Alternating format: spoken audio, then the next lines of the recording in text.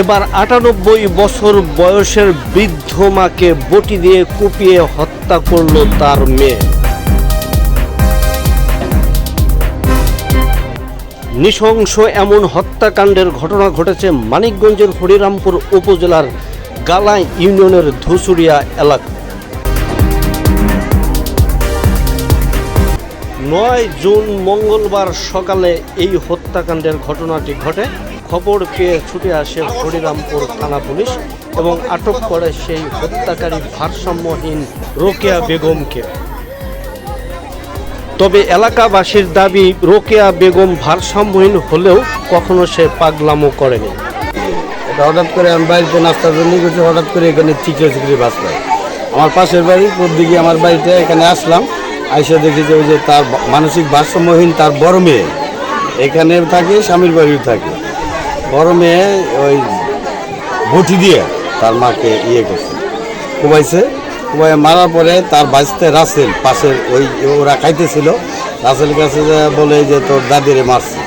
ওই চিকড়ে বাস পাই আমরা এসে দেখি এরকম একটা অবস্থা যে হয়। পরে ওরা জিজ্ঞেস করলাম যে ওর নাম হইল রুকিয়া, রুকিয়া তুই মারে কুবাইছিস? মারছি। কেন মারলি? আমার মাথা ঠিক নেই। আসলে দীর্ঘদিন যাবো সে মানসিক ভারসাম্য। Thank you. তবে এ হত্যাকাণ্ডের বিষয়ে নিহতের নাতি রাসেল জানালেন, খাওয়া দাওয়ার পরে হালকা একটু ঘুমাই পড়ছিলাম, চোখ লেগে গেছিলো। পরে আমরা দৌড়ে সবাই আর কি আসার পরে দেখি যে অবস্থা। এমনি সকালে এমনি স্বাভাবিকই ছিল, মানে হঠাৎ করে আর কি এই কাজটা করছে। যাই বলছে যে আমি তোমার দাদিরে মেরে ফেলছি, এখন আমার পুলিশে দেয়, এই কথাটাই আর কি বলছে। পরে শেষে আমি সাথে আমরা আর কি সবাই দৌড়ায় আসছি, আইসে সেরে দেখি যে এই অবস্থা, ওইরকম একটু অবস্থায় পড়েছে।